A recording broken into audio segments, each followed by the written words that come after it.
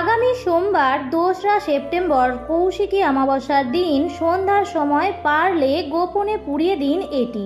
আপনার গৃহের সমস্ত বাস্তু দোষ এবং পরিবারের কোনো ব্যক্তির ওপর যদি নজর দোষ লেগে থাকে সেটিও কেটে যাবে। মা কালী অশুভ শক্তির বিনাশ করেন, তাই কার্যটি যদি সঠিকভাবে করতে পারেন তাহলে আপনার পরিবারে ভরে উঠবে সুখ, শান্তি এবং সমৃদ্ধিতে। নমস্কার বন্ধুরা, ভক্তিমূলক কথা চ্যানেলে জানাই আপনাদের সকলকে স্বাগত। বন্ধুরা, আশা করছি ঈশ্বরের আশীর্বাদে আপনারা প্রত্যেকেই ভালোই আছেন এবং সুস্থই আছেন। সামনেই আসতে চলেছে কৌশিকী অমাবস্যা। বছরের আর 12টি অমাবস্যার থেকে কৌশিকী অমাবস্যা কিন্তু একেবারেই স্বতন্ত্র এবং জাগ্রত, তাই এর গুরুত্ব বিশেষ। প্রত্যেক বছর এই দিনে বিভিন্ন শক্তিপীঠে ভক্তদের ভিড় লেগে থাকে। বিশ্বাস করা হয় এই দিনে দেবী মায়ের কাছে প্রার্থনা করলে তিনি তার ভক্তদের খালি হাতে ফেরান না। কথিত আছে এই অমাবস্যার তিথিতেই মহামায়া কৌশিকী রূপ ধারণ করেছিলেন এবং দুই অদম্য রাক্ষস শুম্ভ ও নিশুম্ভকে হত্যা করেছিলেন। এই বিশেষ দিনে দূর দূরান্ত থেকে অগণিত ভক্ত আসেন মাতৃদেবীর আরাধনা করতে। বন্ধুরা, কৌশিকী অমাবস্যার তিথিটি হচ্ছে অশুভ শক্তির উপর শুভ শক্তির বিজয়ের তিথি, তাই যে কোনো টোটকা, উপায় বা প্রতিকার করবার জন্য এই দিনটি অত্যন্ত ফলপ্রদায়ী। এই দিন সন্ধ্যাবেলায় যদি আপনারা বা আপনার বাড়ির বাস্তু দোষ এবং পরিবারের কোনো ব্যক্তির ওপর নজর দোষ কাটাতে চান, এছাড়াও জীবনের বাধা বিপত্তি দূর করতে চান, অশুভ শক্তি থেকে সংসারকে দূরে রাখতে চান, তাহলে এই উপায়টি অবশ্যই করুন। এই উপায়টি একটি পরীক্ষিত এবং প্রমাণিত উপায়, তাই আমার সকল দর্শক বন্ধুদের অনুরোধ করব যে আজকের এই ভিডিওটি স্কিপ না করে সম্পূর্ণ দেখুন এবং দেখার পর যদি ভালো লাগে তাহলে অবশ্যই ভিডিওটিতে একটি লাইক করবেন এবং কমেন্টসে লিখবেন জয় মা কালীর জয়, জয় মা তারার জয়। এবং বন্ধুরা, অবশ্যই ভিডিওটি শেয়ার করবেন আপনাদের নিকট আত্মীয় স্বজন এবং বন্ধু বান্ধবদের সাথে। কৌশিকী অমাবস্যার আর বেশি দিন বাকি নেই, ভিডিওটি পেলে প্রত্যেকেই উপকৃতই হবেন। চলুন বন্ধুরা, আসা যাক মূল পর্বে। এই বছর কৌশিকী অমাবস্যা পড়েছে বাংলার 16ই ভাদ্র 1431, ইংরেজির 2রা সেপ্টেম্বর 2024 সোমবার দিন। অমাবস্যার তিথি কিন্তু শুরু হচ্ছে রবিবার শেষ রাত্রি 5টা বেজে 7 মিনিট থেকে থাকবে মঙ্গলবার সকাল 6টা বেজে 31 মিনিট পর্যন্ত, অর্থাৎ সোমবার সারা দিন এবং সারা রাত অমাবস্যা তিথি থাকছে। তাই বন্ধুরা, এই বিশেষ দিনে সন্ধ্যাবেলায় গোপনে আপনারা এই কাজটি করতে পারেন। এই কাজটি করবেন সূর্য অস্ত যাওয়ার পরে এবং এই কাজটি করতে গেলে যে যে সতর্কতা অবলম্বন করতে হবে সেগুলি আমি এখনই বলে দিচ্ছি। প্রথমত বন্ধুরা, কৌশিকী অমাবস্যার দিনটি প্রথমেই চেষ্টা করবেন সকাল সকাল ঘুম থেকে উঠে যেতে। সূর্যোদয়ের আগে অর্থাৎ ব্রহ্ম মুহূর্তে ঘুম থেকে ওঠার চেষ্টা করবেন। দিনের যে কটি সময় আছে তার মধ্যে ব্রাহ্ম মুহূর্ত সময়টি কিন্তু অধিক শক্তিশালী। আপনি যদি রোজ অন্ততপক্ষে 1 মাসও ব্রাহ্ম মুহূর্তে ঘুম থেকে উঠে ঈশ্বরের কাছে প্রার্থনা করতে পারেন তাহলে আপনাকে আর কোনো টোটকা বা উপায় করবার প্রয়োজন পড়বে না। আপনি নিজেই আপনার ভাগ্যের পরিবর্তন লক্ষ্য করতে পারবেন, কারণ সব থেকে বড় উপায় বা টোটকা হলো ব্রাহ্ম মুহূর্তে উঠে ঈশ্বরের কাছে প্রার্থনা করা। সময়টা এতটাই শক্তিশালী যে এই সময় প্রত্যেক দেবদেবী ক্ষীরোদক সমুদ্র তটে আসেন, যেখানে ভগবান শায়িত থাকেন এবং ব্রহ্মা মহাদেব সহ 33 প্রকার দেবদেবী এবং সাধু সন্ন্যাসী মুনি ঋষিরাও ভগবানের আরাধনা করেন এবং মঙ্গল আরতি করেন। দেবদেবীরা ভগবানের সাধনা করার জন্য সারা দিন ধরে অপেক্ষা করে থাকেন এই সময়টুকুর জন্য। তাহলে বুঝতেই পারছেন বন্ধুরা, এই ব্রাহ্ম মুহূর্তটিকে তাই অবশ্যই কাজে লাগান। এরপর স্নান সেরে ঠাকুর ঘরে যাবেন এবং সেখানে যদি মা কালীর কোনো বিগ্রহ বা আলেখ্য থাকে তাহলে তার সামনে হাত জোড় করে মা কালীকে স্মরণ করে মনে মনে বলবেন জয় মা কালীর জয়, জয় মা তারার জয়।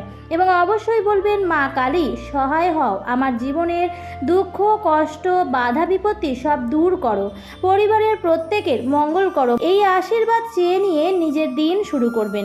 এই দিন বাড়ি ঘরদোর অত্যন্ত ভালোভাবে পরিষ্কার পরিচ্ছন্ন করে নেবেন। বন্ধুরা, যদি ঘর বাড়ি পরিষ্কার পরিচ্ছন্ন না থাকে তাহলে ঘরে নানা প্রকার বাস্তু দোষ কিন্তু লেগেই থাকে। তাই এই দিন ঘর বাড়ি ভালোভাবে পরিষ্কার পরিচ্ছন্ন হয়ে যাওয়ার পরেই বাড়ি ঘরদোর সর্বত্র গঙ্গা জলের ছিটে দিয়ে দেবেন। গঙ্গা জল অত্যন্ত পবিত্র জিনিস, পরিবেশ থেকে নেগেটিভিটিকে দূর করে। তাই পারলে প্রত্যেক দিনই এই কার্যটি করবেন এবং নিজের মাথায় ও বস্ত্রেও গঙ্গা জলের ছিটে দিয়ে নেবেন। সেই দিন মা কালীর আরাধনা করতে কিন্তু ভুলবেন না। যদি আপনার ঠাকুরের সিংহাসনে মাতৃশক্তির কোনো বিগ্রহ বা পট থাকে তাহলে সেখানে লাল জবা ফুল দিয়ে মায়ের পুজো দেবেন। যদি সেটি না থাকে তাহলে নিকটবর্তী কোনো মা কালীর মন্দিরে গিয়ে আপনি পুজো দেবেন। এই দিন মা কালীকে লাল জবা ফুলের মালা নিবেদন করলেও মা কালীর আশীর্বাদ পাওয়া যায়। মা কালীর অত্যন্ত প্রিয় ফুল হচ্ছে রক্তকরবী ও লাল পদ্ম। যদি সম্ভব হয় যে কোনো মন্দিরে মা কালীকে এই দুটি ফুল নিবেদন যদি করতে পারেন তাহলে অত্যন্ত ভালো ফল পাবেন। আপনারা ঠাকুর ঘরের মায়ের সামনে 4টি জিনিস অবশ্যই নিবেদন করবেন। প্রথমেই একটি ঠাকুরের পাত্র নিয়ে নেবেন এবং তার মধ্যে নিবেদন করবেন 7টি তেজপাতা। তেজপাতাগুলি যেন নিখুঁত হয়, যেন কাটা বা ফাটা না থাকে। 7টি লবঙ্গ। লবঙ্গগুলি নেবার সময় দেখে নেবেন যেন ফুল সমেত গোটা লবঙ্গ থাকে এবং নিয়ে নেবেন 1 টুকরো কর্পূর। সকালবেলায় যখন পুজো দেবেন তখন এই 3টি জিনিস মা কালীর চরণের কাছেই নিবেদন করে রাখবেন। প্রদীপ ধূপকাঠি জ্বালিয়ে সাধ্যমতো নৈবেদ্য সাজিয়ে মা কালীর কাছে পুজো দিয়ে নেবেন। কৌশিকী অমাবস্যার দিন অবশ্যই নিরামিষ আহার গ্রহণ করবেন। অমাবস্যার ব্রত উপবাস এবং পূজা সোমবার দিন, তাই চেষ্টা করবেন উপবাস থেকে পুজো দেওয়ার। পুজোর পর নিরামিষ আহার গ্রহণ করতে পারেন, তবে ভুল করেও কোনো রকম আমিষ জাতীয় খাবার কিন্তু এই দিন ঘরেও ঢোকাবেন না। এই দিন সন্ধ্যার পর কোনো অজানা জায়গায় বা কোনো নির্জন স্থানে একা যাবেন না এবং এই দিন চুল দাড়ি নখ কাটবেন না। বন্ধুরা, সন্ধ্যাবেলায় ঘর বাড়ি সর্বত্র এবং আপনার বাড়ির মুখ্য দরজাটিও আলোকিত রাখবেন এবং সদর দরজায় এই দিন সন্ধ্যাবেলায় তিলের তেল দিয়ে 2টি প্রদীপ দুদিকে অবশ্যই জ্বালাবেন। এই অমাবস্যা খুব জাগ্রত, এই দিন তন্ত্র সাধনার দিন। টোটকা বা উপায় করার জন্য এই দিনটি হলো মোক্ষম একটি দিন, তাই সমস্ত রকম অশুভ শক্তির হাত থেকে পরিবারকে রক্ষা করতে এই উপায়গুলি করতে হবে। এরপর সন্ধ্যাবেলায় নিত্য সন্ধ্যা দেওয়ার পর যে 3টি জিনিস মা তারার চরণের কাছে নিবেদন করেছিলেন সেই 3টি জিনিসকে একত্রে একটি ধুনো চিতে নিয়ে ঘুঁটে বা নারকেল ছোবড়ার সাথে দিয়ে জ্বালিয়ে দিন। এমনভাবে জ্বালাবেন যাতে সমস্ত জিনিস ভালোভাবে পুড়ে যায়।